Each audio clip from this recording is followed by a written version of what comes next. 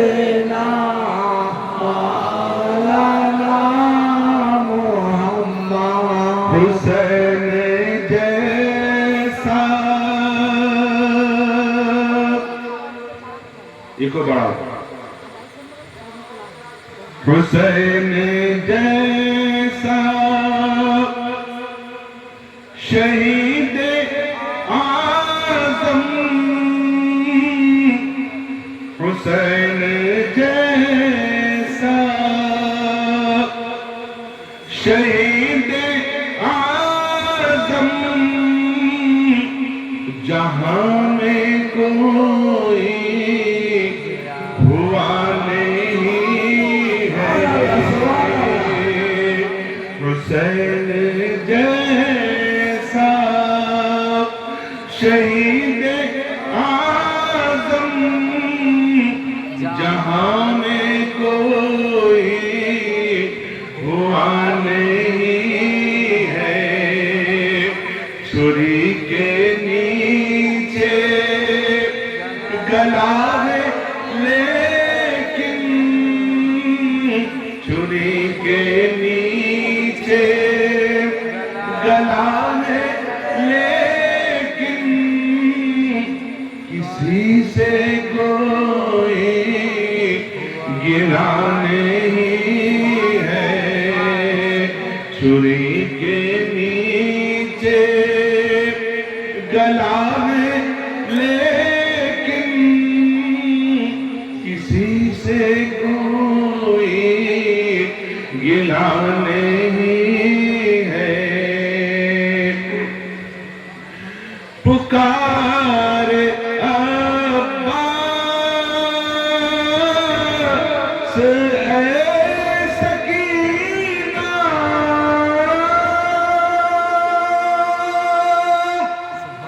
میں پانی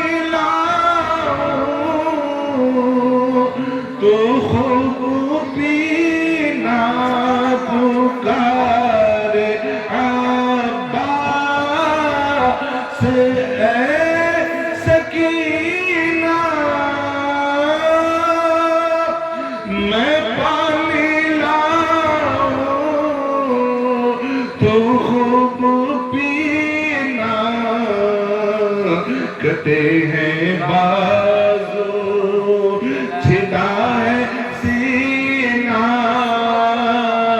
کٹے ہیں بازو چھدا ہے سینہ میرا ابھی سر کٹا نہیں ہے حسین جیسا شہید اعظم جہاں میں کوئی ہوا نہیں ہے اور حسین سجدے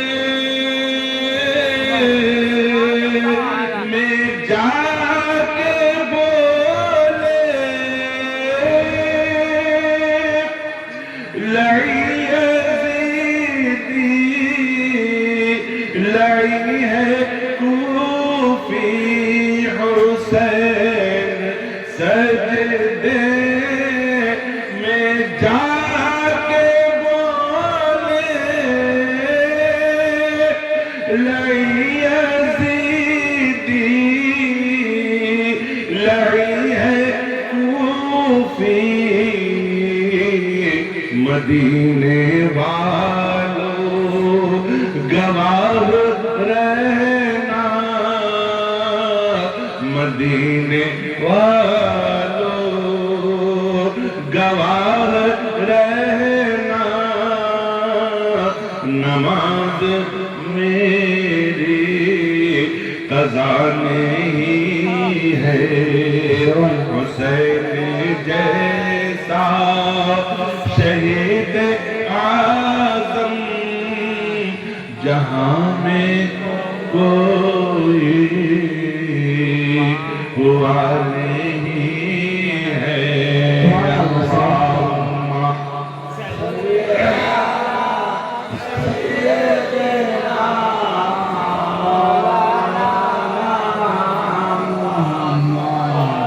وعلى آل سيدنا مولانا محمد. الحمد لله الذي حمدا كثيرا دائما مباركا على كل حال، والصلاة والسلام على رسوله صاحب الكمال وعلى أولاده الجمال وأصحابه الكرام وأوليائه العظام. أما بعد، فأعوذ بالله من الشيطان الرجيم ببركة بسم الله الرحمن الرحيم. قل لا أسألكم عليه أجرا إلا المودة في القربى. صدق الله العظيم وصدق رسوله النبي الكريم، ونحن على ذلك لمن الشاهدين والشاكرين والآمنين والموقنين والمطمئنين والحمد لله رب العالمين.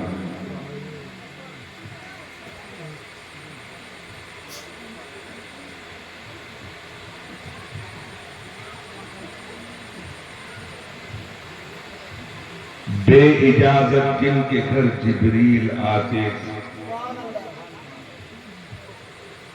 बे इजाजत जिनके घर जिब्रील आते नहीं, कद्र वाले जानते हैं कद्र शान अहले बैत। আজিজানে গ্রামী,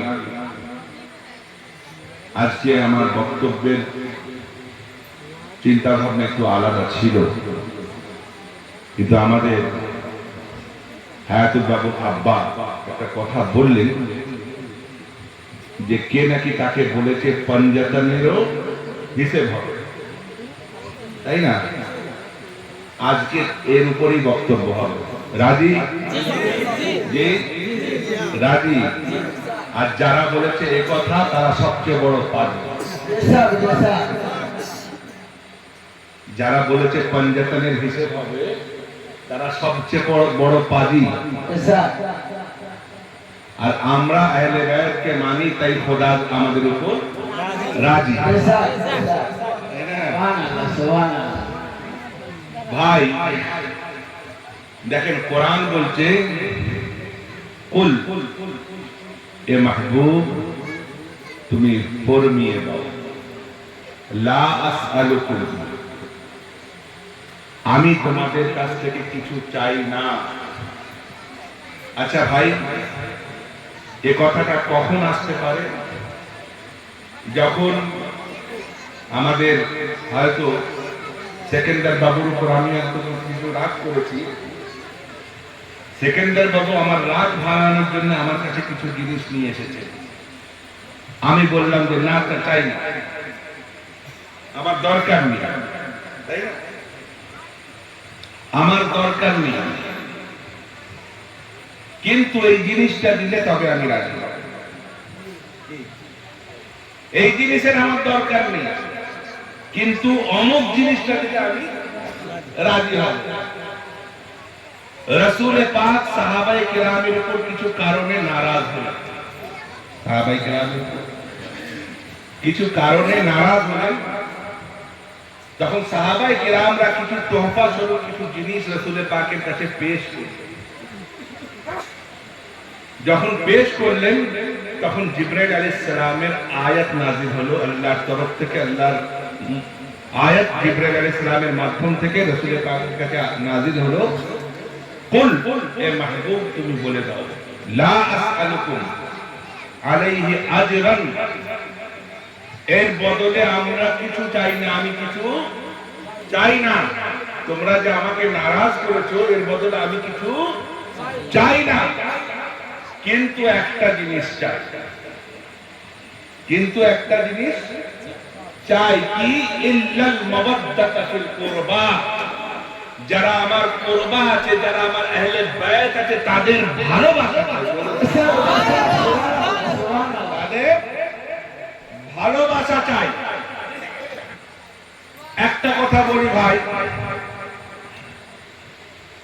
মোহাব্বত এটাও আরবি শব্দ।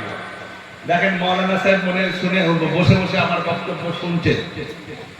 মোহাব্বত এটা হচ্ছে আরবি শব্দ, আর মাওয়াদ্দাত এটাও আরবি শব্দ, দুটোই আরবি। যেমন ভালোবাসাও বাংলা শব্দ, ভালো লাগাও বাংলা শব্দ, আবার প্রেমও বাংলা শব্দ। আচ্ছা, তিনটেই কি এক না তিনটের মানে আলাদা? আলাদা না? ভালোবাসা আলাদা, ভালো লাগা আলাদা, প্রেম আলাদা। ঠিক সেইভাবে ইংরেজিতে ইনফ্যাচুয়েশন, রোম্যান্স আর লাভ তিনটে মানে আলাদা। ইনফ্যাচুয়েশন মানে হচ্ছে আকর্ষণ, যেটাকে আমরা বলি ভালো লাগা বা পছন্দ করা। হ্যাঁ, রোম্যান্স মানে ভালোবাসা, আর লাভ মানে প্রেম। লাভ মানে প্রেম। তো ঠিক আরবিতেও দুটো শব্দ আছে, একটা হচ্ছে মাওয়াদ্দাত আর একটা হচ্ছে মোহাব্বত। মাওয়াদ্দাত আর মোহাব্বতের মধ্যে পার্থক্য হচ্ছে, এর আগে আমি কয়েকবার বলেছি, পার্থক্য হচ্ছে যে ভালোবাসা চেঞ্জ হয়, রূপান্তর হয়। বাচ্চা বেলায়, ছোটবেলায় কিংবা 1 বছর আগে একরকম ছিল, 2 মাস পরে আরেক রকম হয়েছে, 5 মাস পরে আরেক রকম হয়েছে, 7 মাস পরে আরেক রকম হয়েছে, 10 মাস পরে আরেক রকম হয়েছে, 20 মাস পরে আরেক রকম হয়েছে। যেমন নববিবাহিত বধূ যখন তার স্বামীর ঘরে আসে, সে স্বামী তাকে যেমন ভালোবাসা দেয়, 1 বছর পর কিন্তু সেই ভালোবাসা আর থাকে না। 5 বছর পর আর সেই ভালোবাসা থাকে না। তার যদি বাচ্চা কাচ্চা বড় হয়ে যায়, তখন সেই বইয়ের প্রতি সেই ভালোবাসা আর থাকে না। তাহলে এই জায়গা একটাই, ভালোবাসার লোক একটাই, কিন্তু তার ভালোবাসা ক্ষেত্র বিশেষে পরিবর্তন হয়ে গিয়েছে। ঠিক সেইভাবে আহলে বাইত একটাই খানদান, কিন্তু ক্ষেত্র বিশেষে তার ভালোবাসাকে পরিবর্তন করা যাবে না। যদি পরিবর্তন করে ফেলে কেউ, যে আগে বেশি ভালোবাসছিলাম এখন কম ভালোবাসবো, এই যে পরিবর্তনশীল ভালোবাসাকে যদি আহলে বাইতের সঙ্গে জুড়ে দেয়, তার যেমন ঈমান ছিল তেমন ঈমানেও পরিবর্তন চলে আসে। তার ঈমানেও পরিবর্তন চলে আসবে। আগে বেশি ভালোবাসছিল, ঈমানটা মজবুত ছিল, এখন কম ভালোবাসছে, ঈমানটা দুর্বল হয়ে গিয়েছে। আর কিছুদিন পরে একদম ঈমান শেষ হয়ে যাবে, ইহকালও বরবাদ হয়ে গেল, পরকালও বরবাদ। তাহলে এবার করবা কারা? রাসূল পাককে জিজ্ঞাসা করা হলো, ইয়া রাসূলুল্লাহ, আপনার আহলে বাইত কারা? কারা আপনার খানদান? কারণ রাসূল পাকের তো শাহজাদারা ইন্তেকাল করে গিয়েছিলেন, তাই না? প্রত্যেকের বংশ পরিচিতি পায় কার কাছ থেকে? ছেলের কাছ থেকে না? আমার বংশের পরিচিতি আমার ছেলের কাছ থেকে, আমার পরিচিতি আমার আব্বার কাছ থেকে, তাই না? আমার আব্বার পরিচিতি তার আব্বার কাছ থেকে, মানে আমাকে লোক জানবে আমি অমকের পুত্র। আমার আব্বা হুজুরকে জানবেন তিনি অমকের পুত্র, তিনি ওসিমউদ্দিন সৈয়দ শাহ ওসিমউদ্দিন আল কাদরির পুত্র। সৈয়দ শাহ ওসিমউদ্দিন আল কাদরিকে জানবেন সৈয়দ শাহ নসিমউদ্দিন আল কাদরির পুত্র। সৈয়দ শাহ নসিমউদ্দিন আল কাদরিকে জানবে সৈয়দ আব্দুল হানিফের পুত্র। সৈয়দ আব্দুল হানিফকে জানবে সৈয়দ আব্দুল হামিদের পুত্র। এইভাবে পরস্পর জানতে থাকবে না তো ভাই? কিন্তু রাসূল পাক কি ইরশাদ করছেন? রাসূল পাক ইরশাদ করছেন বাইহাকি শরীফের হাদিস। আমি আজ শুধু এই উপরে বক্তব্য করব ইনশাআল্লাহ। বাইহাকি শরীফের হাদিস, রাসূল পাক ইরশাদ করছেন প্রত্যেক মানে খানদানের পরিচয় পায় তাদের সন্তান থেকে। তাদের পুত্র সন্তান থেকে, কিন্তু আমার খানদান পরিচিতি পাবে আমার মেয়ে ফাতেমার সন্তান থেকে। আমার মেয়ে ফাতেমার সন্তান থেকে। আর প্রত্যেক খানদান একদিন গিয়ে শেষ হয়ে যাবে। অর্থাৎ ধরেন একটা এক্সাম্পল, আমাদের এখানে যে কোনো একজনের বিয়ে হলো, সেই পর্যন্ত তার খানদান চলেছে, কিন্তু তার বিয়ে হওয়ার পর তার সন্তানাদি আর হলো না, খানদান কি হয়ে গেল? শেষ হয়ে গেল না? তো রাসূল পাক ইরশাদ করছেন প্রত্যেক বংশ একদিন শেষ হয়ে যাবে, কিন্তু আমার বংশ ফাতেমা থেকে শুরু হয়েছে, কিয়ামত পর্যন্ত যাবে। হযরত আলী তাকে আলাইহিস সালাম বললে অনেকে কলজেতে চুলকানি লেগে যায়, তাকে কাররামাল্লাহু ওয়াজহুল করিম বললে অনেকের কষ্ট লেগে যায়। ভাই আমি বলিনি, আলা হযরত মুস্তাফা জানে রহমত বিলাকো সালামের মধ্যে হযরত ফাতিমাতুজ জাহরাকেও সালাম পেশ করেছেন, হযরত হাসানাইন করিমাইনকেও সালাম পেশ করেছেন, মাওলা মুশকিল কুশাকেও সালাম পেশ করেছেন, খানদানে রিসালাতকেও সালাম পেশ করেছেন। হ্যাঁ, তো ভাই এবার কথা হলো সেই হযরত আলী রাদিয়াল্লাহু তাআলা আনহু আলাইহিস সালাম তিনি রাসূল পাককে জিজ্ঞাসা করেন, আজ যারা বলছে যে পঞ্জাতন পাকেরও বিচার হবে, হিসাব হবে, তাদের চোখ একটু খোলা দরকার। বাইহাকি শরীফের হাদিস রয়েছে, বাইহাকি শরীফের হাদিস রয়েছে, রাসূল পাককে জিজ্ঞাসা করছেন এবং হাদিসটি হাসান সহিহ, মানে এর মধ্যে কোনো দুর্বলতা নেই। জিজ্ঞাসা করছেন, ইয়া রাসূলুল্লাহ, সর্বপ্রথমে জান্নাতে কে যাবে? সর্বপ্রথমে জান্নাতে কে যাবে? তো রাসূল পাক বললেন যে আমি যাব। ইরশাদ করলেন আমি যাব।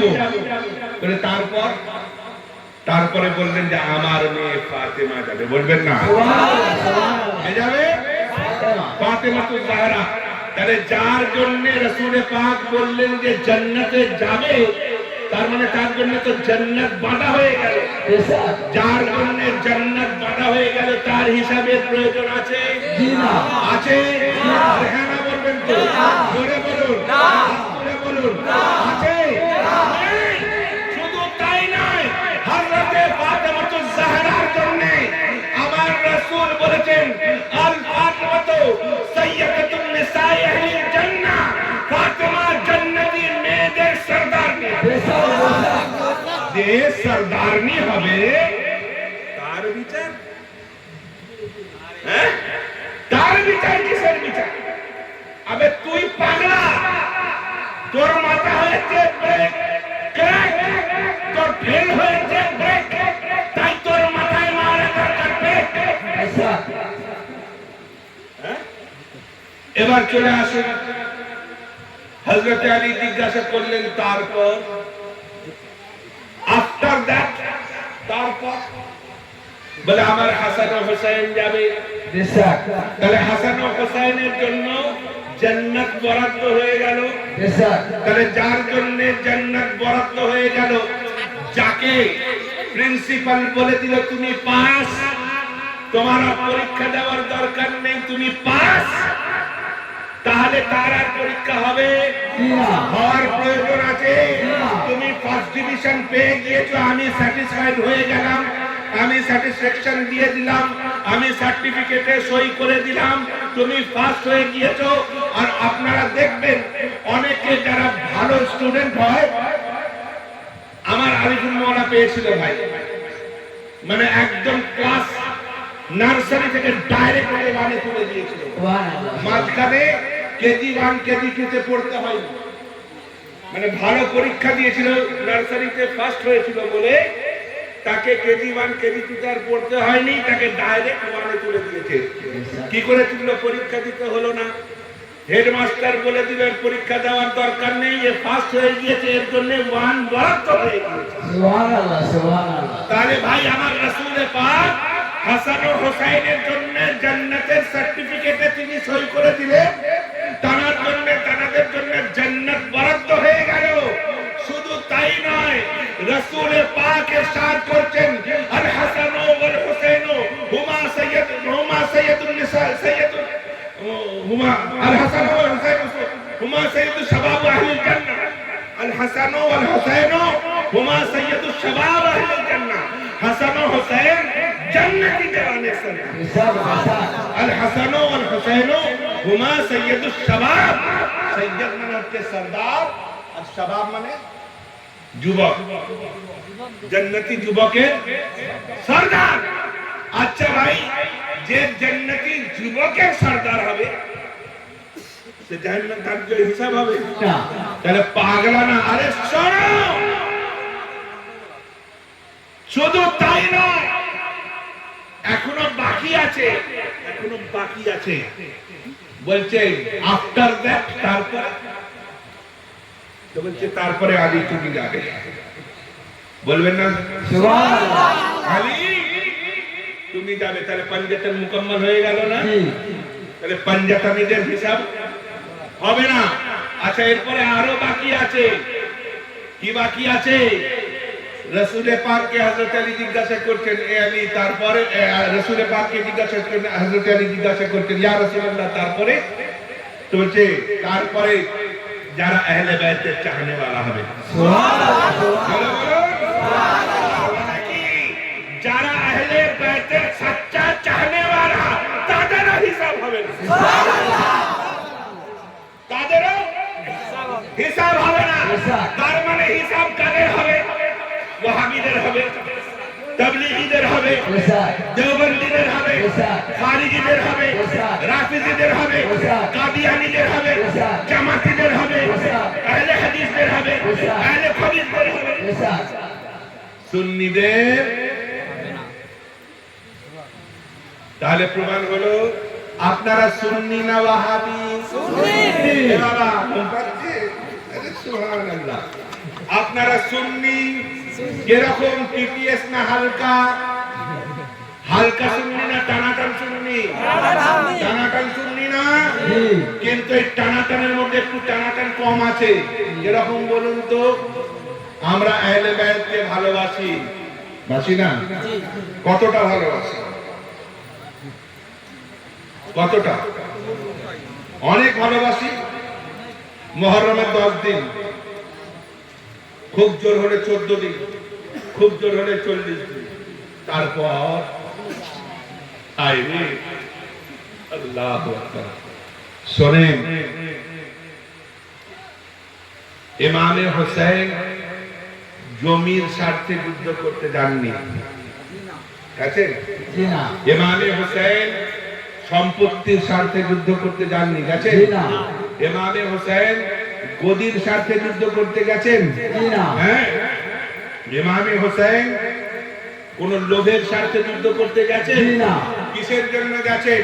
ইমামে হোসেন নানার দিনের স্বার্থে যুদ্ধ করতে গেছেন, তাই না? জি। নানার দিনের স্বার্থে যুদ্ধ করতে গেছেন। ভাই শুধু তাই নয়, যুদ্ধ করতে গিয়ে নিজের কচি আলী আসগরকে কুরবান করেছেন, তাই না? জি। জওয়ান আলী আকবরকে কুরবান করে দিয়েছেন। হযরত যায়নুল আবেদিন জ্বরে থরথর করে কাঁপছেন। যখন হযরত আলী আকবর শহীদ হয়ে গেলেন, তিনি উঠে দাঁড়ালেন, কিন্তু দাঁড়াতে পারলেন না, শুয়ে পড়লেন। আবার উঠে দাঁড়ানোর চেষ্টা করলেন, শুয়ে পড়লেন। এমত অবস্থায় তিনি বলছেন যে আমি যুদ্ধ করতে ময়দানে যাব। হযরত ইমামে হোসেন বললেন, না, তোমার শরীর অসুস্থ, তোমাকে যেতে হবে না। এইভাবে সমস্ত কারবালার যত পুরুষ ছিল সবাই যখন শহীদ হয়ে গিয়েছে, ঘরে একটা পুরুষ বেঁচে আছে, যার নাম হচ্ছে হযরতে যায়নুল আবেদিন। হযরতে যায়নুল আবেদিন তিনি তখন লাঠি ধরে উঠে দাঁড়িয়েছেন, কিন্তু হযরতে যায়নব বলছেন শোনো, তোমাকে যুদ্ধ করতে হবে না, আর কারণ তোমাকে মদিনা শরীফে গিয়ে আমাদের খানদানের উপর যে অত্যাচার হয়েছে, আমাদের খানদানের উপর যে টর্চার হয়েছে, সেটা বয়ান করার জন্য একজনকে থাকা দরকার। তুমি এখান থেকে বিদায় নিয়ে যখন তোমাকে কায়েদ থেকে বিদায় করে দেবে, যখন তোমাকে কায়েদ থেকে আজাদ করে দেবে, তুমি মদিনা শরীফে গিয়ে বলবে যে হুসাইনের উপরে এইরকম টর্চার করা হয়েছিল। তুমি মদিনা শরীফে গিয়ে বলবে যে আলী আসগারের উপরে এরকম অত্যাচার করা হয়েছিল। তুমি মদিনা শরীফে গিয়ে বলবে কাসেমের উপরে এরকম অত্যাচার করা হয়েছিল। তুমি মদিনা শরীফে গিয়ে বলবে যে মুহাম্মাদের উপর এরকম টর্চার করা হয়েছিল। তুমি মদিনা শরীফে গিয়ে বলবে আমাদের মাথা থেকে কাপড় খুলে নেওয়া হয়েছিল, যে মাথা কখনো সূর্যের আলো দেখেনি, সেই মাথাকে সূর্যের আলো দেখানো হয়েছিল। তুমি মদিনা শরীফে গিয়ে বলবে।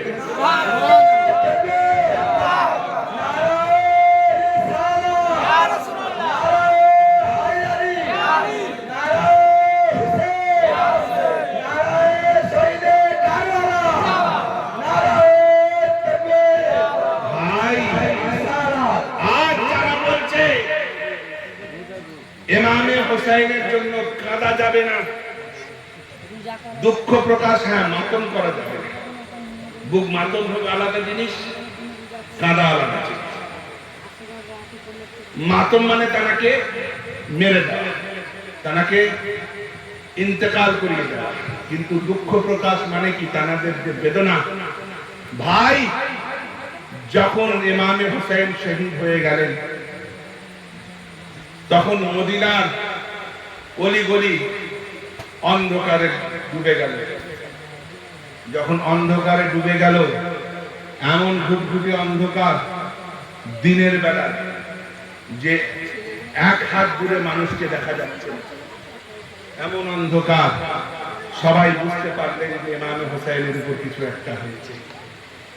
এমত অবস্থায় বেশ কয়েকদিন পরে মদিনা শরীফে খবর এসছে যে কারবালায় ইমামে হুসাইনকে এবং তাদের খানদানকে শহীদ করে দেওয়া হয়েছে।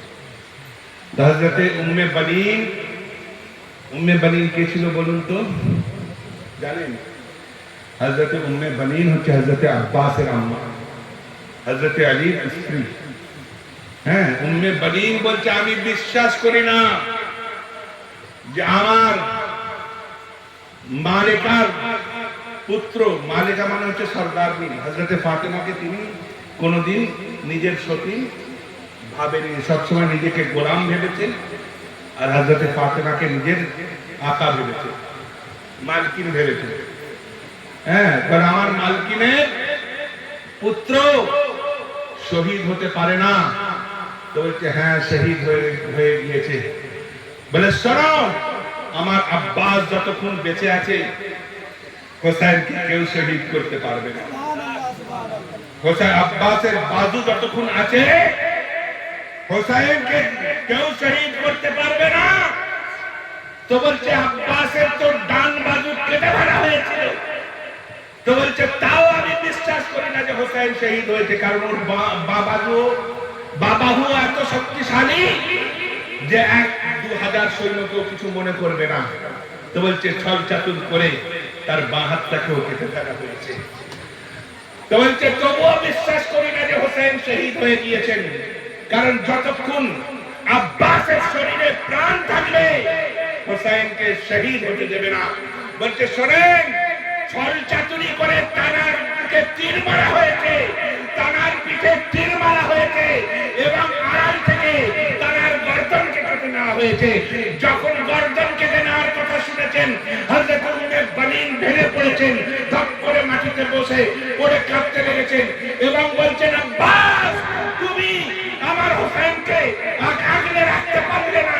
দেখেন নিজের সন্তান চলে গিয়েছে, সন্তানের পরোয়া নেই, হোসেনের পরোয়া রয়েছে। সন্তানের পরোয়া নেই, চিন্তা নেই, হোসেনের চিন্তা রয়েছে। বলছে আব্বাস তুমি আমার হোসেনকে আগলে রাখতে পারলে না। আজ যদি তুমি হায়াতে থাকতে আমার বিশ্বাস আমার হোসেনের চুলটাও কেউ নড়াতে সরাতে পারতো না। আল্লাহু আকবার, কি জীবন তাদের উপর গিয়েছে, কি কষ্ট তাদের উপর গিয়েছে। ভাই, আমি কারবালা শরীফে গিয়েছি, দোয়া করেন আরেকবার যাওয়ার ইচ্ছে আছে, চেষ্টা বহুত করছি, কিন্তু সেই চেষ্টায় এখনো মনে হয় ডাক আসেনি। সেই জন্য হয়তো बुलाते हैं तो जाते हैं, बुलाएंगे तो जाएंगे, नबी के बिन बुलाए कौन जाता है। তানাদের দরবারে ডাক না আসলে কিন্তু যাওয়া, শত চেষ্টা করেও যাওয়া যায় না। ভাই, আমি কারবালা শরীফে 2018-তে গিয়েছিলাম, ইমামে হুসাইনের চাক্ষুষ কারামত দেখে এসেছি। গালিবান 7ই মুহররম কি 8ই মুহররম ছিল সেই দিন, তো 7ই মুহররম ছিল। এর আগে মুহররম শরীফের আমরা 3 কিংবা 4 তারিখে আমরা 3 তারিখে গিয়েছিলাম। ওখানকার 3 তারিখ, এখানকার 2 তারিখ আমরা গিয়েছিলাম। তো রোজ আমরা করতাম কি, ভোরের বেলা চলে যেতাম, একটু বেলা হলে ওখান থেকে জিয়ারত করে ফিরে আসতাম। কারণ ওখান থেকে বলে দেওয়া হয়েছিল যে বেলা 10টার পর আপনারা রুম থেকে বেরোবেন না। এত গরম যে 50 ডিগ্রির বেশি উত্তাপ, সেই গরমে আমাদের বেরোনো নিষেধ ছিল, বেরোতাম না। তো যাই হোক, আমরা গিয়েছি, একদিন গিয়েছি, 2 দিন গিয়েছি। 2 দিনের পরে আমরা দেখছি কিছু পাকিস্তানি তারা এসেছেন, তারাও আমাদের সঙ্গে একই সঙ্গে আমাদের বিল্ডিং এখানে, আর মাজার শরীফ হচ্ছে এই মসজিদের কাছটায়। তাহলে বুঝছেন কত সুন্দর, মানে নেবেই জিয়ারত। তো ভাই, এবার একজন অন্ধ মেয়েকে রোজ নিয়ে যায়, মেয়েদের জায়গা আলাদা, বেটা ছেলেদের আলাদা, নিয়ে যায় আবার নিয়ে আসে। যাওয়ার সময়ও দেখা হয়, আবার আসার সময়ও দেখা হয়। তো একদিন বেরিয়ে এসেছি, 7ই মুহররম শরীফের দিন বেরিয়ে এসেছি। তো দেখছি তাকে ঘিরে সবাই মিলে হাউ হাউ করে কাঁদছে, এবং সেই মেয়েটাও খুব জোর জোর কাঁদছে। এবার যেহেতু একসঙ্গে যাতায়াত করছিলাম, একটা পরিচিতি হয়েছে, তা আমি জিজ্ঞাসা করলাম কি হয়েছে। তো বলছে, ভাইজান, উর্দুতেই বলছে, আমার এই মেয়েটি অন্ধ ছিল, আমার এই মেয়েটি অন্ধ ছিল।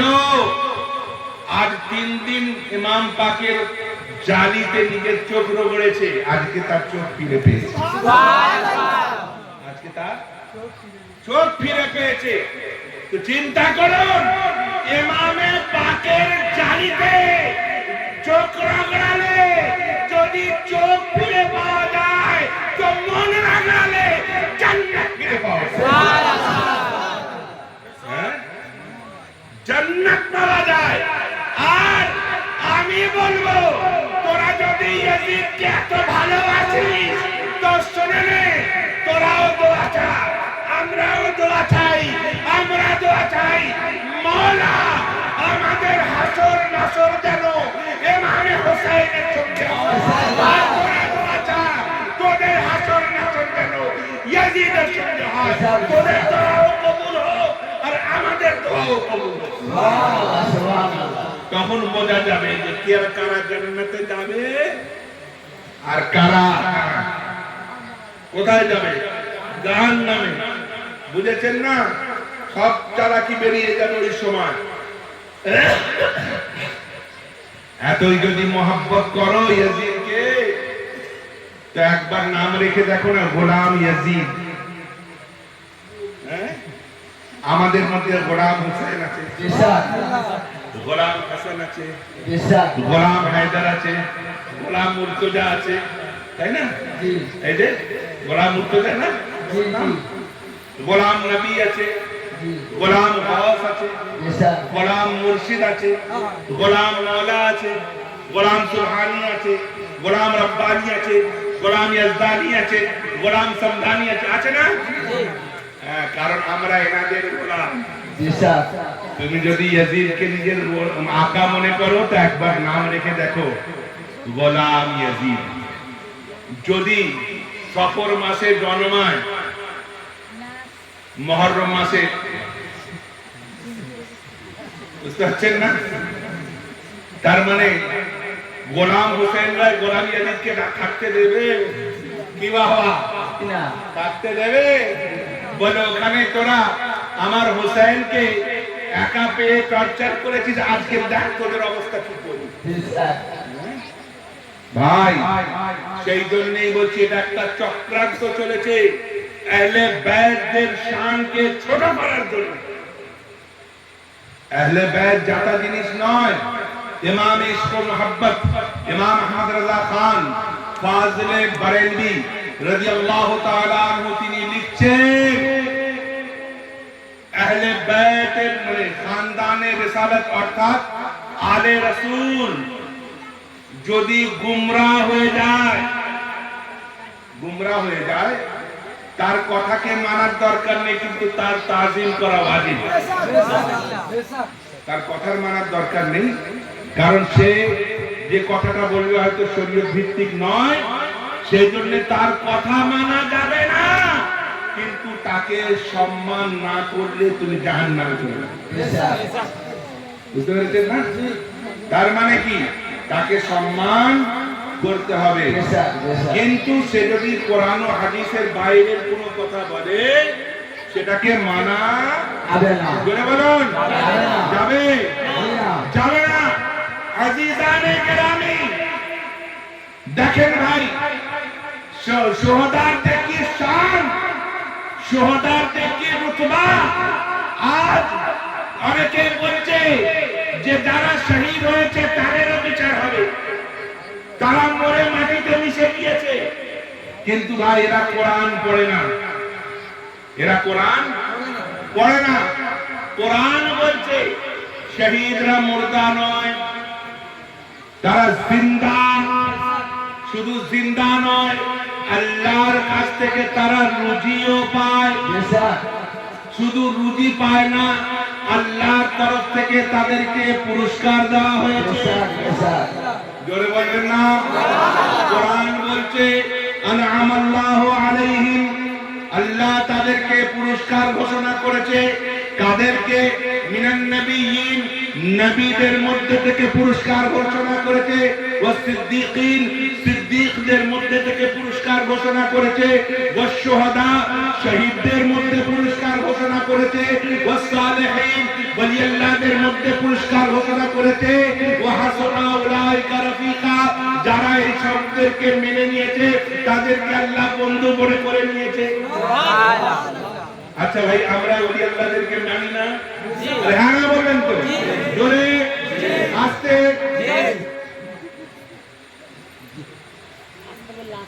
মানে কোন সেন্সে আছে? জোরে বলছি তাও বলেছি, আস্তে বলে তাও বলেছি। হ্যাঁ তো ভাই, আমরা ওলি আল্লাহকে মানি না? মানি তো? জোরে বলবো মানি।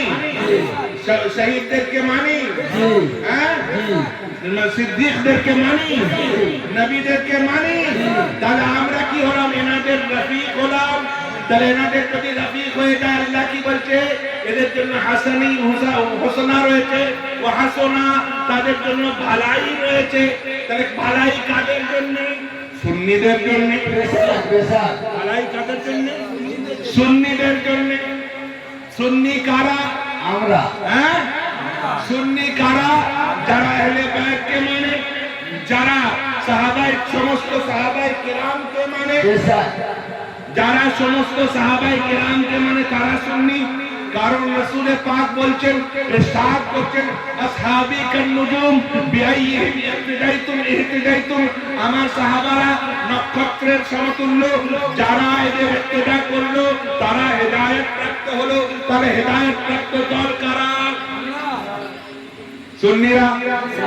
সুন্নিরা তো? কার মানে সুন্নিরা সাহাবাদের পথে চলে, সেই জন্য হেদায়েত প্রাপ্ত দল কারা হলো? সুন্নিরা। আমরা হযরত আবু বকর সিদ্দিককে মানি, মানি কিনা? হযরত ওমর ফারুককে মানি। হযরত ওমর ফারুক যদি আহলে বাইতকে ভালোবাসে, সেই ভালোবাসার পরিচয়টা উত্তম না আমাদের ভালোবাসার পরিচয়টা উত্তম? ওনাদেরটা উত্তম না, তাহলে ওনাদেরকে জিজ্ঞাসা করি, হযরত উমর ফারুক রাদিয়াল্লাহু তাআলা আনহুকে জিজ্ঞাসা করি। বাইহাকি শরীফের হাদিস, তিনি মানে হয়েছেন, খলিফা হয়েছেন। খলিফা হওয়ার পরে মেম্বারে উঠে বসে জুমার দিনে খুতবা দিচ্ছেন। হযরত ইমামে হুসাইন গুটি গুটি পায়ে, তানার বয়স কম, গুটি গুটি পায়ে তিনি এসেছেন। আসার পরে হযরত উমর ফারুককে বলছেন, এ উমর, এ খলিফাতুল মুসলিমিন, আপনি যে মেম্বারে বসে আছেন, এই মেম্বারটা কার? তো রাসূল হযরত উমর ফারুক রাদিয়াল্লাহু তাআলা আনহু তিনি বলছেন, আচ্ছা আমি তো জানি না, আপনি বলুন এই মেম্বারটা কার? তো বলছে এই মেম্বারটা আমার আব্বার মেম্বার। জোরে বলুন, কার মেম্বার? আমার আব্বার মেম্বার। রাসূল পাকের সেই সাহাবী হযরত ওমর ফারুক রাদিয়াল্লাহু তাআলা আনহু তিনি রাগান্বিত হলেন না, বরং আনন্দিত হলেন, মুচকি হাসি হাসলেন। হাসার পর মেম্বার থেকে নেমে আসলেন। নামার পরে হযরত ইমাম হুসাইনকে কোলে নিলেন। কোলে নিয়ে আবার মেম্বারে চড়লেন। চড়ার পরে বললেন যে বাবা হুসাইন, শুনে নাও, শুনে নাও, মেম্বার তো তোমার আব্বার, কিন্তু আমরা পাহারাদার হয়ে পাহারা দিচ্ছি। আমরা পাহারাদার হয়ে পাহারা দিচ্ছি। তাহলে মেম্বার কার? হযরত আলী। এবার এই হাদিসের উপর কেউ যদি ব্যাখ্যা করতে গিয়ে বলে তাহলে হযরত ওমর ফারুক মেম্বার কেড়ে নিয়েছে, তাহলে তার মতো পাগলার পৃথিবীতে কেউ, হ্যাঁ,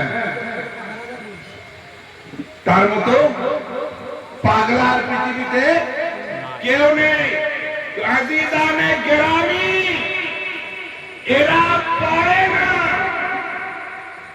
আর যদি বা পড়ে এরা অন্ধের মতো পড়ে। এরকম জানেন, যেখানে আহলে বাইতের প্রশংসা আছে সেই জায়গায় চোখ কি করে? বন্ধ, ঠিক না? যেখানে আহলে বাইতের প্রশংসা সেই জায়গায় চোখ বন্ধ। আর যেখানে আহলে বাইতের কোনো একটা দোষ খুঁজে বের করার চেষ্টা করে, এরা দোষ, এরা দোষ খুঁজে, রাসূল পাকের দোষ খুঁজে বের করার চেষ্টা করে। তাহলে বোঝন দিয়ে এরা কেমন মুসলমান। মুসলমান আমরা কি? আমরা মুসলমান, আর ওরা কি? মুসলমান। বুঝতে পেরেছেন না? তো ব্রাদারান, মা বোনেরা শোনেন, নামাজ পড়বেন, রোজা রাখবেন। ওরাও বলে নামাজ পড়ার কথা, আমরাও বলি নামাজ পড়ার কথা। কারবালার ময়দানে দুই পক্ষ ছিল এবং দুই পক্ষই নামাজি ছিল। কি নামাজি ছিল না? কি ইয়াজিদিরা বেনামাজি ছিল? ইয়াজিদি শহীদের মধ্যে 60 জন মুফতি আর 300 জন হাফেজ ছিল। কজন? কজন মুফতি? 60 জন। বড় মানে আল্লামা ছিল, মৌলানা, আর 300 জন হাফেজ ছিল। আচ্ছা, ওই আল্লামার হাফেজরা কোথায় যাবে? জাহান্নামে। তার মানে কি দুনিয়ার বড় আলেম হয়ে যাও, দুনিয়ার বড় মুফতি হয়ে যাও, কিন্তু যদি আহলে বাইতের নিসবত তোমার সঙ্গে না থাকে, তোমাদের ঠিকানা কোথায় হবে? জাহান্নামে হবে।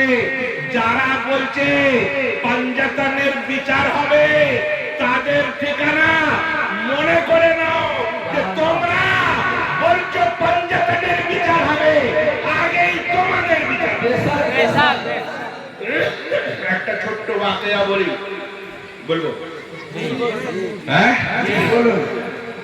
এক মহিলা ছিলেন, তার 3টে সন্তান ছিল, তিনি রাসূল পাকের আওলাদ ছিলেন, খানদান ছিলেন, এবং খানদান থাকার কারণে তিনি ভিক্ষে করতে পারতেন না।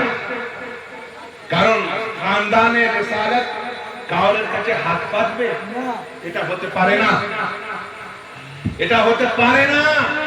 তো তিনি একজন টুপিওয়ালা দাড়িওয়ালার কাছে গিয়েছে। আজকাল যেরকম টুপিওয়ালা দাড়িওয়ালা থাকে না, তার কাছে গিয়েছে, দরজা খটখটিয়েছে, সেই টুপিওয়ালা দাড়িওয়ালা বেরিয়ে এসেছে। আসার পরে বলছে, দেখুন আমরা আজ প্রায় 1 সপ্তাহ ধরে ক্ষুধার্ত, পানি খেয়ে খেয়ে জীবন যাচ্ছে, কিন্তু আমাদের বাচ্চারা আর সহ্য করতে পারছে না। আমার বাচ্চারা, তো আমি হচ্ছি রাসূলে পাকের শাহজাদি, আমি তার সন্তান। আপনি আমাদেরকে দাওয়াত করুন যাতে আমি আপনাদের বাড়িতে এক রাত থেকে একটু খাওয়া দাওয়া করতে পারি। তো সেই দাড়িওয়ালা টুপিওয়ালা সে তখন বলছে, তুমি যে রাসূলের শাহজাদি, তুমি যে রাসূলে পাকের औलाद, তুমি যে খানদানে রিসালাতের পরিচয় দাও, এর সার্টিফিকেট দাও। তো সে তখন বলছে, আমি সার্টিফিকেট দিতে পারবো না। বলছে, তুমি যদি সার্টিফিকেট না দিতে পারো আমি তোমাকে খাবারও দেবো না। ইনি তখন মজবুর হয়ে চলে গিয়েছেন। যেতে যেতে ক্লান্ত হয়ে গিয়েছেন। এক ইহুদি ঘরের দরজার সামনে বসে পড়েছেন। বসে পড়ে বাচ্চারা হাউ হাউ করে কাঁদছে। ইহুদি ভিতর থেকে শুনতে পেয়েছে। শুনতে পাওয়ার পরে দরজা খুলে দেখছে যে কি নুরানি চেহারা, কি সুন্দর তাদের চেহারা, যেন চাঁদ আকাশ থেকে জমিনে নেমেছে। হ্যাঁ, এবার হয়েছে কি, জিজ্ঞাসা করছে আপনারা কারা? তো বলছেন, আমাদের পরিচয় বললে আপনি হয়তো বিশ্বাস করবেন না, আমাকে খেতে দেবেন না, বরং আমাকে তাড়িয়ে দেবেন। আমি আমার পরিচয় বলতে ইচ্ছুক নেই। তো বলছে, বলুন না আপনার পরিচয় কি, আর কি কারণেই বা এখানে বসে বাচ্চারা কান্নাকাটি করছে? বলছে, আজ এক সপ্তাহ ধরে আমার বাচ্চারা কিছু খায়নি, তারা ভুকা রয়েছে। আমি কাউরের কাছে হাত পাততে পারছি না, কারণ আমি রাসূলে পাকের শাহজাদি, খানদানে রিসালাতের নূরে নজর, আমি বৃত্তি করতে পারছি না। সেই ইহুদির মন গলে গিয়েছে। সঙ্গে সঙ্গে দরজা খুলে ভিতরে ঢুকিয়ে দিয়ে বলছে, যদি একটু অপেক্ষা করেন আপনার জন্য একটা সুন্দর ব্যবস্থা করতে পারি। একটা ঘর খুলে দিয়েছে, সেই ঘরকে পরিষ্কার করেছে, তাতে সুন্দর চাদর বিছিয়েছে, বেছানোর পরে তাদেরকে সেই ঘরে ঢুকিয়েছে, কিছু কাপড় কিনে এনেছে, তাদেরকে দিয়ে বলছে, আপনারা আপনাদের কাপড়গুলো ছেড়ে নিন, এই কাপড়গুলো পরে নিন। তারা পরে নিয়েছে, তাদেরকে খাবার দিয়ে দিয়েছেন, সুন্দর খাবারের ব্যবস্থা হয়ে গিয়েছে। এবার রাত্রে তারা শুয়ে আরাম করছেন। ওই দাড়িওয়ালা, ওই টুপিওয়ালা রাত্রে সেও ঘুমিয়েছে। ঘুমানোর পরে স্বপ্ন দেখছে যে কিয়ামত শুরু হয়ে গিয়েছে, জান্নাতীদেরকে জান্নাতের দিকে পাঠিয়ে দেওয়া হচ্ছে, এও জান্নাতের দিকে যাচ্ছে। কারণ এ তো জানে, আমি তো নামাজ পড়েছি, আমি তো রোজা রেখেছি, আমি তো ইবাদত করেছি, আমি তো বন্দেগী করেছি, আমি তো জান্নাতের অধিকারী আছি। জান্নাতের দিকে যাচ্ছে। জান্নাতের দরবান তাকে দাঁড় করিয়ে দিয়েছে। কোথায় যাচ্ছ? জান্নাতে যাচ্ছ। কেন জান্নাতে যাচ্ছ? কিসের জন্য জান্নাতে যাচ্ছ? বলে, আমি জান্নাতে যাচ্ছি এই জন্যই যে আমাকে জান্নাতে যাওয়ার হুকুম হয়েছে। সার্টিফিকেট দেখাও। বলে, সার্টিফিকেট তো আমার নেই। বলে, সার্টিফিকেট নেই, তুমি জান্নাতে যেতে পারবে না। বলে, কেন জান্নাতে যেতে পারবো না?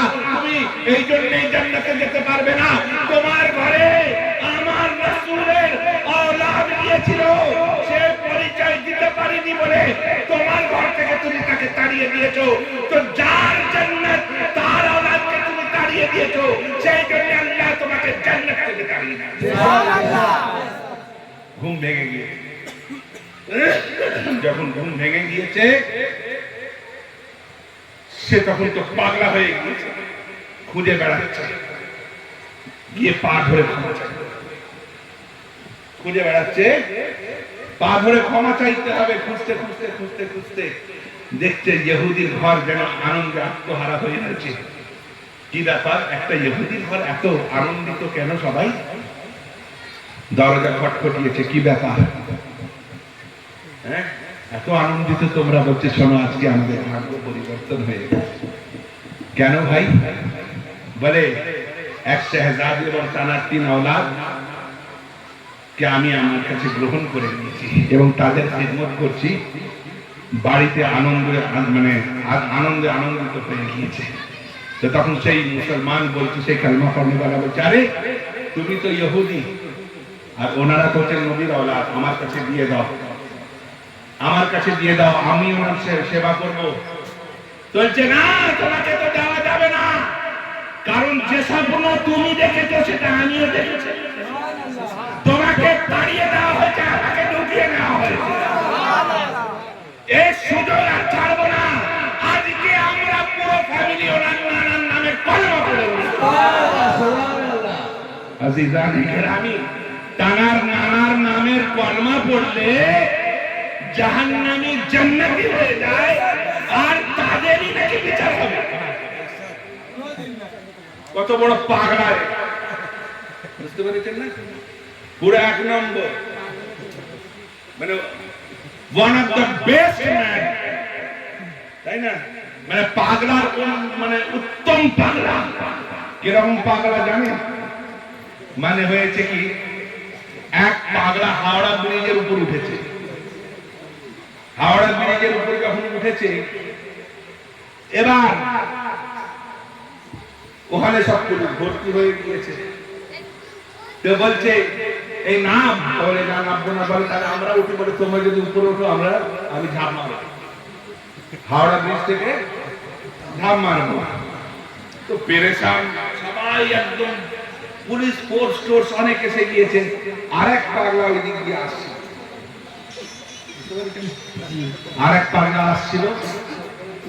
এবার সে বলছে কি ব্যাপার? তো বলছে ভাই দেখ না, ওই চড়ে গিয়েছে আর বলছে তোমরা উপরে আসলে আমি ঝাঁপ মারবো। বলে ওকে তোমরা নামাতে পারবে না, আমি নামাবো। কি করে? দেখো বলছে এ পাগলা নাবি কি বল? বলে না রে, বলে যদি না নাবি সেই বেলেট দিয়ে হাওড়া ব্রিজ কাটতে শুরু করবো। বলে থাম থাম থাম থাম বাবা, কাটিস কাটিস, আমি নেবে।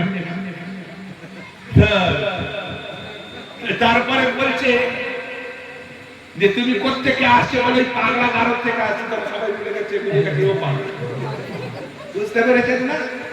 তো ওদের ঔষধ পাগলাতেই দিতে পারবে, আমরা দিতে পারবো না, বুঝতে পেরেছেন না? ওদের ঔষধ পাগলায় দিতে পারবে, আমরা দিতে পারবো না। কেন? আমরা ঔষধ দেবো, ওদের মাথায় আসবে। একজন ডাক্তার লিখে রেখেছে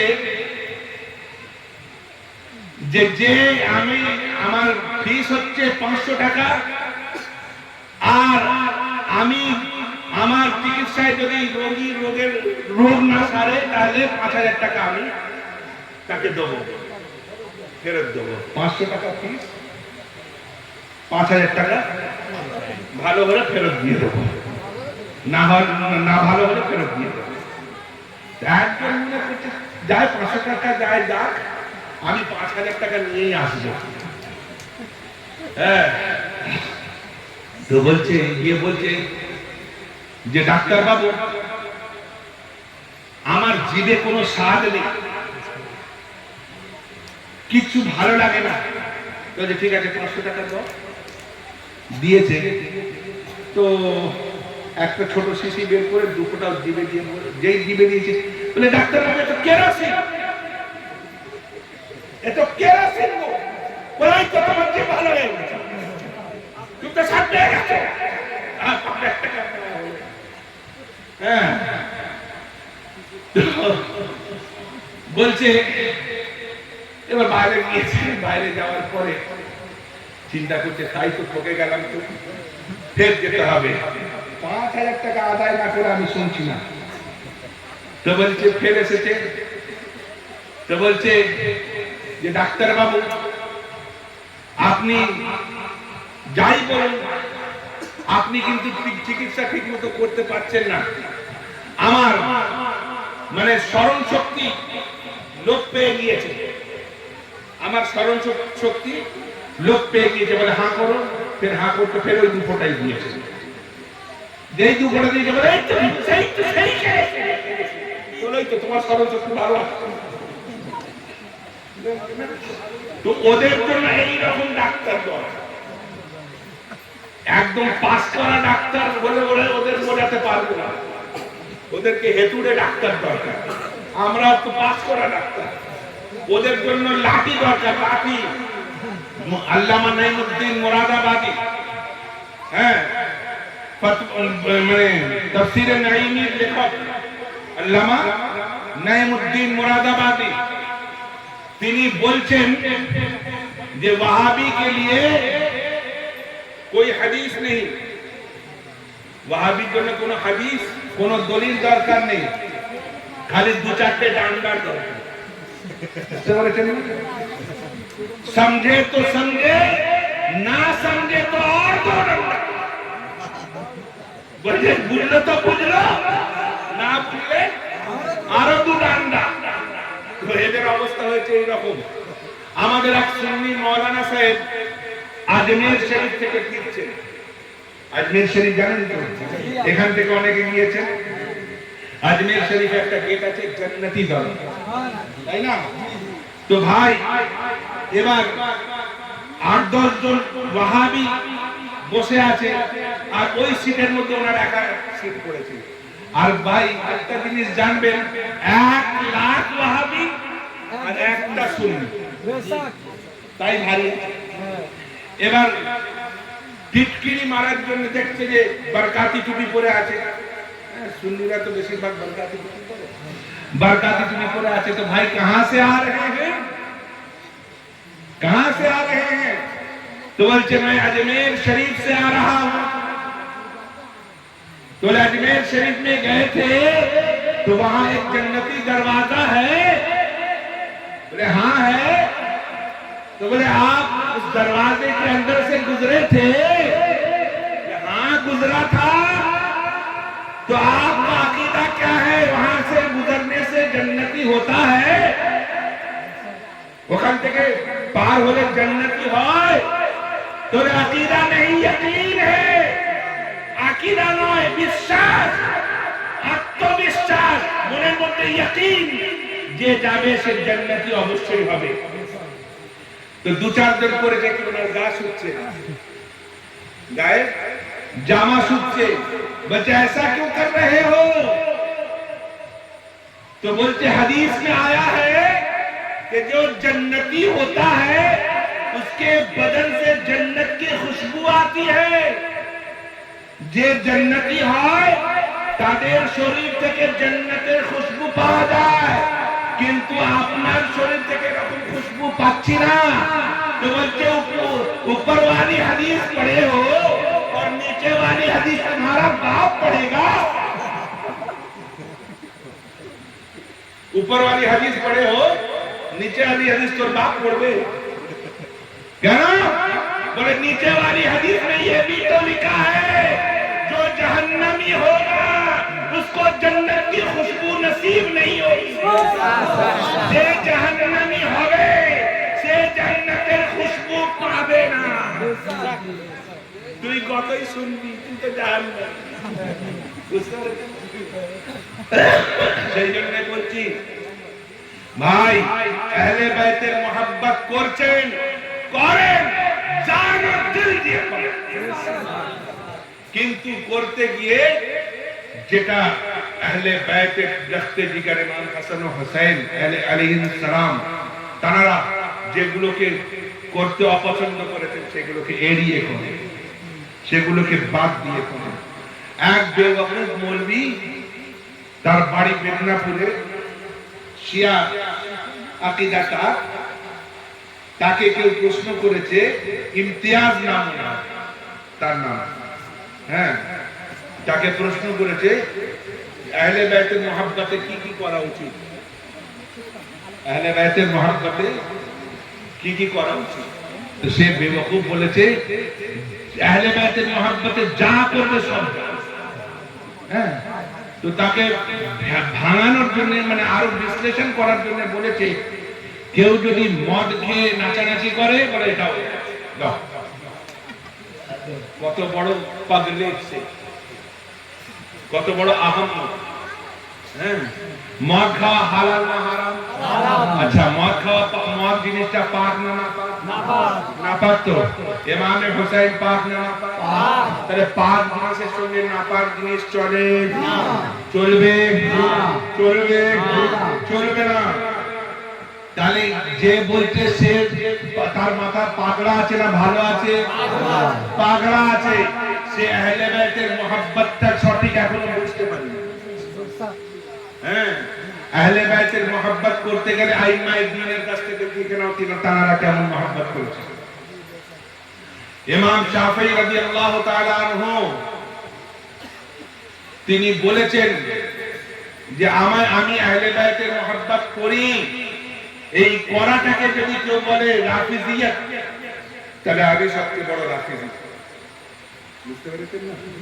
ইমাম মালিক বলেছেন, তিনি ওই কথাই বলেছেন, বড় বড় ইমামে দ্বীন বলেছেন, আমার আলা হযরত বলেছেন যে তিনি আহলে বাইতের মুহাব্বতে নিজেকে কুরবান করে দিতে চান। সুবহানাল্লাহ। তার বড় ভাই, আমি একটু আগে যে শের পড়লাম, बेइजाजत जिनके घर जिब्रील आते नहीं, कद्र वाले जानते हैं कद्र शान अहले बैत का। कार लिखा आला हजरत बड़ो भाई हजरत हसन रजा लिखा।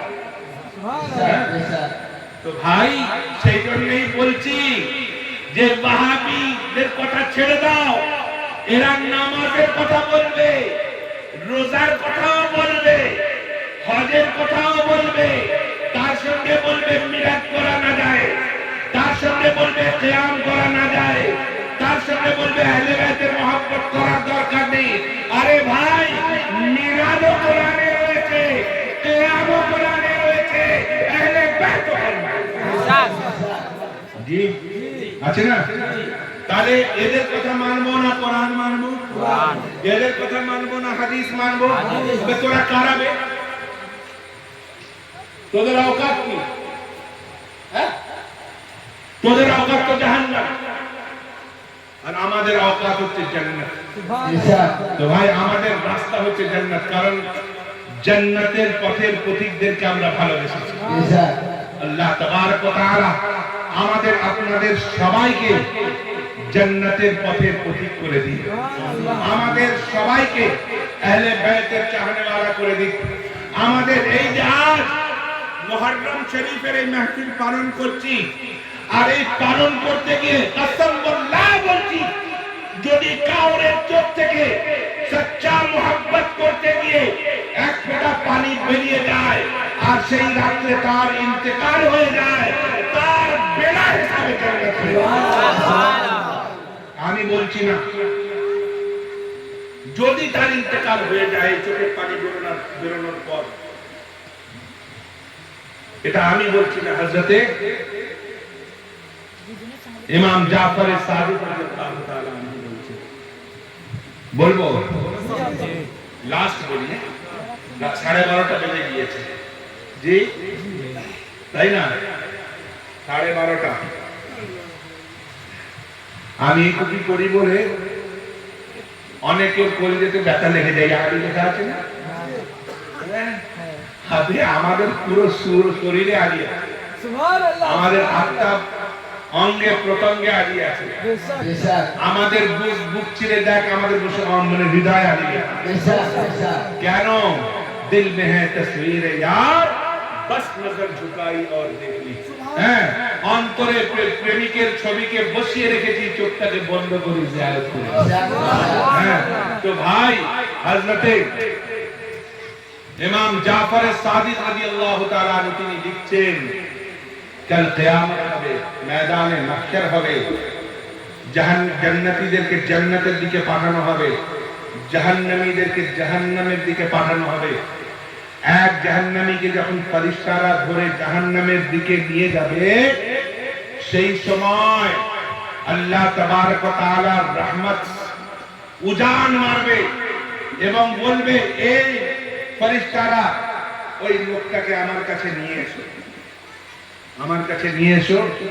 রহমতে হক বাহানামি জয়ত, আল্লাহর রহমত বাহানা খোঁজে, যে কোনো বাহানা তাকে জান্নাত দিতে হবে, বাহানা খোঁজে। তো কি বাহানা? বলছে, এ বান্দা, আমার কাছে তোমার একটা মূল্যবান জিনিস আমানত আছে, সেই আমানত জিনিসটা তোমাকে দিচ্ছি, সমগ্র ময়দানে মাহশরে যারা আছে তাদের কাছে গিয়ে এর মূল্য ধার্য করে নিয়ে এসো। যদি ধার্য করতে পারো, সেই মূল্য ধার্যের বদলে আমি তোমাকে জান্নাত দিয়ে দেব। করেছেন কি? সেই জিনিসটা হাতে নিয়েছেন, হাতের তালুতে নিয়েছেন, নেওয়ার পরে সমগ্র ময়দানে মাহশরে সবার কাছে যাচ্ছেন। যেই দেখছে সে বলছে, লা আলাম, জানি না আমি এটা কি, আমি জানি না এটা কি। সবার কাছে ঘুরে ঘুরে ঘুরে ঘুরে ঘুরে ঘুরে ঘুরে ঘুরে ঘুরে কেউ কিন্তু বলতে পারবে না জিনিসটা কি। তারপরে তিনি চিন্তা ভাবনা করলেন তাহলে তো আর আমার জান্নাতে যাওয়া হচ্ছে না। জিনিসের মূল্য ধার্য করবে কি, জিনিসটা জানবে তবে তো তার মূল্য ধার্য হবে। যেমন এটা কি চশমা, আমি জানবো এটা চশমা তবেই তো বলবো এর মূল্য এত। জানি না এটা কি, তাহলে কি করে বলবো এর মূল্য কত? আল্লাহর কাছে সেই জিনিসটা ফেরত দিয়ে মনের দুঃখে আবার জাহান্নামের দিকে যখন যাচ্ছে, তো পরওয়ারদিগার বলছে এই ওকে আবার ধরে নিয়ে এসো। আবার নিয়ে এসেছে, নিয়ে আসার পরে বলছে আরে কেউ জানুক আর না জানুক তোমার পরওয়ারদিগার তো জানে জিনিসটা কি। একবার তুমি তো আমাকে জিজ্ঞাসা করতে, পরওয়ারদিগার কেউ তো বলতে পারলো না, বলো না তুমি এই জিনিসটা কি, তুমি বলো এই জিনিসটা কি। তো শোনো, তুমি নামাজ পড়তে না, তুমি রোজা রাখতে না, তুমি ভালোভাবে চলাফেরা করতে না, কিন্তু একদিন হয়েছে কি, তুমি রাস্তা দিয়ে হাঁটতে হাঁটতে আসছিলে, রাস্তার উপর এক জায়গায় স্টেজ সাজানো হয়েছিল, সেখানে আলেমে দ্বীন বক্তব্য করছিল, আর বক্তব্য হচ্ছিল আমার প্রিয় হাবিব জনাব আহমদে মুজতবা মুহাম্মদুর রাসূলুল্লাহ চহিতা শাহজাদা লখতে জিগর ইমামে হুসাইনের জিকরে শাহাদাতের মজলিস হচ্ছিল। সুবহানাল্লাহ, এটা জিকরে শাহাদাতের মজলিস না, সুবহানাল্লাহ, জিকরে শাহাদাতের মজলিস হচ্ছিল। তুমি তোমার অনিচ্ছাও সেই মজলিসে গিয়ে বসলে, তোমার ইচ্ছা ছিল না বসার, তোমার ইচ্ছা ছিল না বসার, কিন্তু তুমি গিয়ে বসলে। বসার পরে এমন অবস্থায় ইমামে হুসাইনের শাহাদাতের ঘটনা বয়ান হতে শুরু করলো। যখন ইমাম হুসাইনের শাহাদাতের বয়ান শুরু হয়েছে, তোমার অনিচ্ছায়ও তোমার চোখ থেকে এক ফোঁটা পানি বেরিয়ে গিয়েছে, তোমার চোখ থেকে এক ফোঁটা পানি বেরিয়ে গিয়েছে। আমি পরওয়ারদিগার সেই পানিটাকে সংগ্রহ করে নিয়েছি। সুবহানাল্লাহ, তুমি রাত্রে বাড়ি গিয়েছো, বিছানায় শুয়েছো, ইন্তেকাল হয়ে গিয়েছে, তোমার ইবাদত করার আর সুযোগ হয়নি, নামাজ পড়ার সুযোগ হয়নি, বندگی করার সুযোগ হয়নি, সৎ কর্ম করার সুযোগ হয়নি। রাত্রিতে তুমি ইন্তেকাল করে গিয়েছো, সেই জন্য তোমার নামায় আমারে এই এক ফোঁটা পানি ছাড়া আর কিচ্ছু নেই। যাও, তুমি আমার হুসাইনের মহব্বতে এক ফোঁটা পানি প্রবাহিত করেছো, আমি আল্লাহ এই পানির বদৌলতে তোমাকে জান্নাত দিই। সুবহানাল্লাহ, বুঝলেন? তাহলে এই মজলিসের বরকত আছে। যারা বলে তাদের মাথা পাগলা হয়ে গেছে, যে নেই এই মজলিসের বরকত নেই, যারা কথা বলে তারা পাগলা হয়ে গেছে, তাদেরকে পাগলা গারদে দেওয়া দরকার। আর তাদের ডাক্তারের নাম হচ্ছে আশরাফ আলী থানভী, তাদের ডাক্তারের নাম হচ্ছে কাসিম নানতুবি, তাদের ডাক্তারের নাম রশিদ আহমদ গঙ্গোহী, তাদের ডাক্তারের নাম ইলিয়াস আহমদ কান্দলাবি, তাদের ডাক্তারের নাম হচ্ছে জোকার নারায়ক। জোকার নারায়ক বলেন তো, হ্যাঁ? তাদের ডাক্তারের নাম হচ্ছে পেটমোটা ইয়াসিন, তাদের ডাক্তারের নাম হচ্ছে মমতাজ চুলবুল, হ্যাঁ, মিজানুর রহমানের নিকুচি করেছে, হ্যাঁ, এরা হচ্ছে ওদের ডাক্তার। আর আমাদের ডাক্তার কুতুবউদ্দিন আখতারানী, আমাদের ডাক্তার ওয়াসিমউদ্দিন আল কাদরি, আমাদের ডাক্তার নাসিমউদ্দিন আল কাদরি, আমাদের ডাক্তার মুস্তারশিদ আলী আল কাদরি, আমাদের ডাক্তার ইরশাদ আলী আল কাদরি, আমাদের ডাক্তার মওলা পাক, আমাদের ডাক্তার মেহর আলী আল কাদরি, আমাদের ডাক্তার জাকির আলী আল কাদরি, আমাদের ডাক্তার রশদ আলী আল কাদরি, আমাদের ডাক্তার খাজা মুঈনুদ্দিন চিশতি, আমাদের ডাক্তার গাউসে আজম, আমাদের ডাক্তার আউলিয়া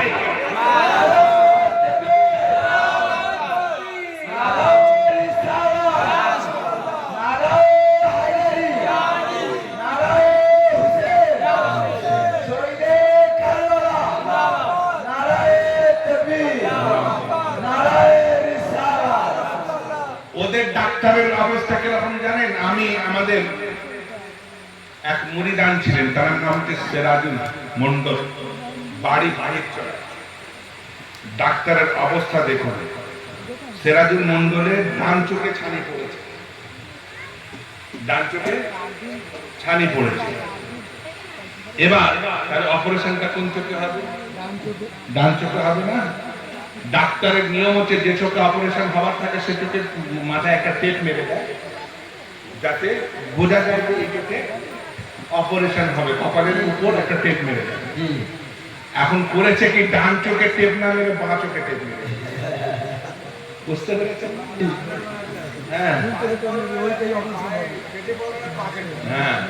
এবার বেচারার ভালো চোখটাকে অপারেশন করে দিয়েছে, আর ভালো চোখের টানে ওই ছানিয়ারা চোখটাও কানা হয়ে গিয়েছে, বুঝতে পেরেছেন না? কিন্তু আমাদের ডাক্তার যেখানে রোগ যেমন রোগ, যেখানে রোগ শুধু তাই না, যেমন রোগ তেমন চিকিৎসা। যেরকম জানেন আমার পরদাদা হুজুর সৈয়দ শাহ নসিমউদ্দিন আল কাদরি রাহমাতুল্লাহ তাআলা আলাইহি, তার যুগে একজন লোক মদের মাতাল ছিল, পিওর মাতাল। তার ফ্যামিলিরা সব ফুরফুরা ভক্ত ছিল। তো সে করেছে, তার ফ্যামিলির লোক করেছে কি, তাকে ফুরফুরায় নিয়ে গিয়েছে আবু বকর সিদ্দিক সাহেবের কাছে, আর বলেছে হুজুর একে মুরিদ করে নিতে। আবু বকর সিদ্দিক সাহেবকে বলেছে যে দেখেন হুজুর, আমি মুরিদ হতে পারবো, কিন্তু আমাকে একটা জিনিস ছাড় দিতে হবে। কি? আমি মদ খাওয়া ছাড়ব। নামাজ পড়তে বলেন পড়ব, রোজা রাখতে বলেন রাখবো, কিন্তু মদ খাওয়া বললে আমি ছাড়বো না, আমাকে মদ খেতে দিতে। আচ্ছা বলুন তো, কোন পীর সাহেব বলবে যে দম থাকতে হবে? তো বললো যে না বাবা, একে মুরিদ করা যাবে না, হারাম জিনিস ছাড়তে পারবে না, একে মুরিদ করা। বাড়ি চলে এসেছে। কিছুদিন পর আমার পরদাদা হুজুর সৈয়দ শাহ নসিমউদ্দিন আল কাদরি রাহমাতুল্লাহ আলাইহি ওই গ্রামে গিয়েছিলেন। আমাদের বেশ কিছু মুরিদরা ওদের বাড়িতে গিয়ে বলছে, দেখ একে যদি আমার পীরের কাছে নিয়ে যাস তাহলে মদ খাওয়া ছেড়ে যাবে। তো বলে চলো, নিয়ে চলো। গেছে, যাওয়ার পর বলছে হুজুর একে মুরিদ করে দিন। তো একই কথা, মুরিদ হব, শর্ত আছে, মদ খাওয়া ছাড়া যাবে না। তো আচ্ছা ঠিক আছে, তুমি মদ খাওয়া ছাড়বে না, তোমার শর্ত, তাহলে তোমার একটা শর্ত আমার একটা শর্ত।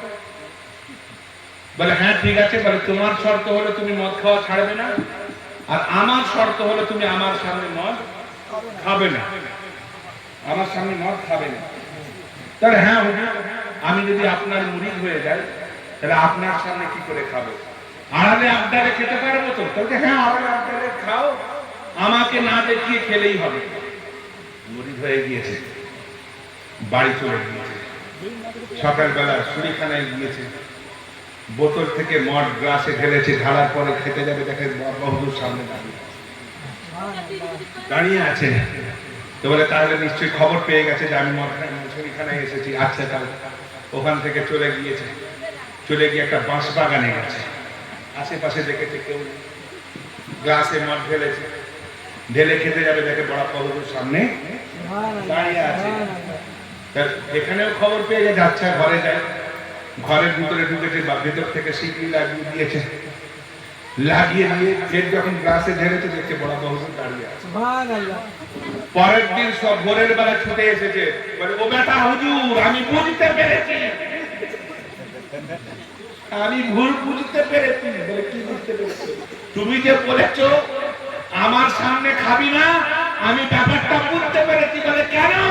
বলে যেখানেই ঢালতে যাচ্ছি তোমাকে দেখতে পাচ্ছি। সত্যি তোমাকে দেখতে পাচ্ছি, তার মানে তুমি যেতে পীর নয়। আজকে তোমার হাতে হাত দিয়ে তওবা করলাম, আর জীবনে মত নারে তাকবীর, আল্লাহু আকবার, নারে রিসালাত, ইয়া রাসূলুল্লাহ, হায়দারি, ইয়া আলী, ইয়া হুসাইন, ইয়া হাসান, ইয়া গাউস, ইয়া সৈয়দ শাহ নসিমউদ্দিন আল কাদরি, নারে তাকবীর, বুঝেছেন? কানাডেরই রক্ত আমাদের শরীরে আছে রে বাবা। বেশক বুঝেছেন না? আজ আপনারা মৌলা পাকের নাম নিচ্ছেন, এটা হচ্ছে কানাডের বরকত। মৌলা পাককে এই গ্রামের লোক কেউ চিনতো? কেউ চিনত না। সর্বপ্রথমে চিনলেন কে? শরীফ মুন্সি, বেশক তাই না? শরীফ মুন্সি থেকে তারপর তানাদের বংশ, তারপর তানাদের বংশ থেকে আস্তে আস্তে পুরো গ্রাম চিনল। এখন খিদিরপুর হয়ে গিয়েছে পচা। বুঝতে পেরেছেন না? খিদিরপুর মানে পচা হয়ে গিয়েছে। আরে ভাই, খিদিরপুর তখনও হকে ছিল, এখনো হকে আছে। বেশক বেশক তখনও মৌলা পাকের নীতি নিয়ে চলেছিল, এখনো মৌলা পাকের নীতি নিয়ে চলছে। বেশক বেশক তখনও মৌলা পাক যে নির্দেশ দিয়েছিল সেই নির্দেশ ওসিমউদ্দিন আল কাদরি মেনেছেন, সেই নির্দেশ ওসিমউদ্দিন আল কাদরি মেনেছেন, সেই নির্দেশ কুতুবউদ্দিন আখতারি আল কাদরি মেনেছে, আর সেই নির্দেশ সাইফুদ্দিন আল কাদরি মানছে। আর শুনেন, আমি ওসিয়ত করে যাচ্ছি, আমার খানদানের কোন ব্যক্তি যদি মৌলা পাক যে নির্দেশ আমার নসিবউদ্দিন আল কাদরি, আমার ওসিমউদ্দিন আল কাদরি, আমার আব্বা হুজুরের নীতি নিয়ে চলে গিয়েছেন, তার বাইরে যদি চলে যায় তাকে আমার আওলাদ বলে মানার দরকার। বেশক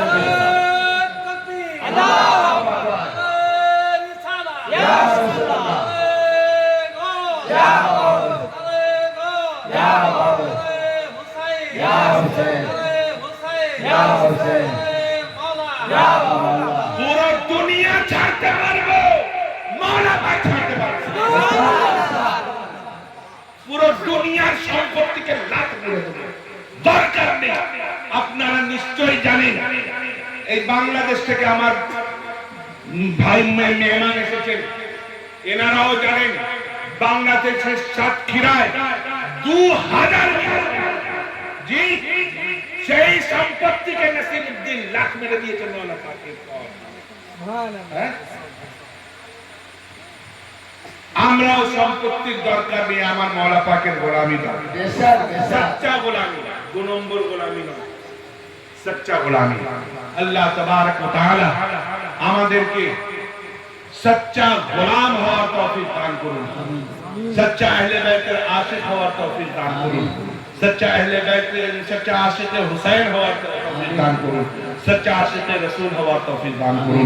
तूफान नूह लाने से ऐ चश्म फायदा, दो अश्क ही बहुत है अगर असर करे, ये किस्सा लतीफा बिना तमाम है। जो कुछ बया हुआ है आगाज बाब था, व आखिर दावाना अनिल हम्दुलिल्लाहि रब्बिल आलमीन। उठो वक्त ताज़ीम अहमद है ये।